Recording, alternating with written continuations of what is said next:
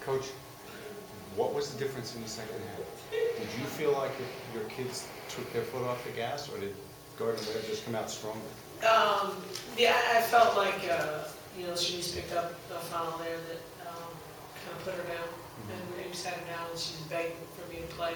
And we had enough of the lead, it didn't make sense to keep her out there. But she's a rhythm kid, she was really upset. And I didn't think she, it wasn't a mistake foul. I mean, she was hustling to go for a steal, so. But, I trust her with everything, but I didn't feel it necessary to leave her out there. And then when we went to the sub there, I don't think we had as much energy. So we lost a lot of energy when Shanice was out, and then they kind of made a little run. Coach, early in the game it was kind of tight, and then Sylvia Bullock had that big block and two big shots as well. I mean, that kind of, the team wasn't like the big three, it was somebody else. You know what, we were very prepared, and I have so much respect for Rick Reeves and how he coaches. I've coached against him a lot, crossed paths a lot, and I knew that the game wasn't just going to be easy for Shanice and Bay. I just knew it would be difficult. And I told Sylvia, be ready to have a double-double will be the headline, baby. Like, that's how I talked to her all week, because I knew she had to establish herself early, and that was real important. And if she established herself early, her and Selena Archer, I was assuming that those two kids were going to be open and be able to hit some just by studying Gardner-Webb and knowing some of their defensive schemes. It was clear to me that those two kids had to score. We got, 9 or 11 points between the two of them, which is enough. I mean, it's enough. But I'm real proud of Sel. Katie, defensively, what was the game plan, and maybe funneling the Hudson girls into traps and double teams and help on the paint? Right. It's a little bit of a game there. Your team's energy versus what you know will work. But it's sometimes as a coach, it's easy to say, well, just do that, and then you just kind of monitor your own team's energy and what you're asking your kids to do. Those Hudsons are quick. And funneling them into traps, and two of my players are really burning their legs, chasing them around.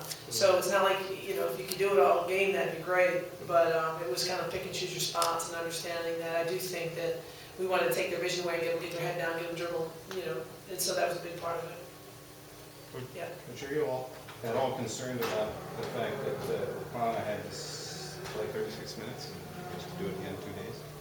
Well, we've got to do it the next day a lot. The ACC tournament, so no, we played 3 tournaments this year. And no, when she talked about the legs would be there, I promise you, since we didn't have an opponent, we were honest. We honestly would have 5 different conditioning stations, and they'd pick out of a hat. And one was a killer. It was unfair. It was just like the NCAA. You don't control everything, so they'd pick out of a hat, and they'd get on a spin bike, maybe on a Stairmaster, or they'd be on the elliptical or treadmill or on the court, and it was murderous. And then they'd get down, and they'd be all the time, just go pick another one. So we honestly spent a lot of time knowing that we had to get our legs underneath us, because I didn't feel, we went into the ACC tournament very tired.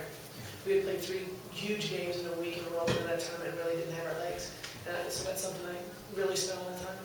Is that kind of normal time for her? Absolutely. She's done that all year then? Yeah, would you take her out? Well, no. Although after the first half, maybe a little bit. Oh, she no. It's too fun to watch right now. It is fun. Yeah. Katie, most of your players were about 1 year old, probably not even crawling when this program last won a NCAA tournament game. How does that make you feel personally? No, it is a big deal, Greg. You've been there the whole time. I was so cocky in my first press conference at Miami, and because my vision was this, and I had it, and it took a while to get here. But we're happy with the win. But I went after him pretty hard in the locker room just now. It wasn't all high fives and hugs. We made a lot of mistakes out there, and we did some plays that we cannot do in order to advance. And I love my team because they didn't look at me like quizzical, like, why are you going off on this, coach? They were expecting it. And so as long as we keep that mentality, I think we're going to be very successful for a long time in Miami. What's it say about your team when your ACC Player of the Year doesn't have her best shooting night, but you are still able to get the offense going? That's a big deal. That's probably the story of the game for a lot of reasons. Emotional strength and emotional, we talk about mental toughness, but often women miss the whole emotional toughness thing. And that's where we spend a lot of time examining our losses and our wins. And Shanice had an off shooting night. she had a great game. And that's a big transition for her, and it's a big transition for our team to be okay. Other people stepped up, they had guts to do it, they had emotional toughness. As long as Mo is not just focusing on the fact that she missed 10 shots, Miami's gonna be okay, because Mo does so many other things for us. So she was incredibly valuable tonight. That's a very good point, and I think a big stage in our maturation.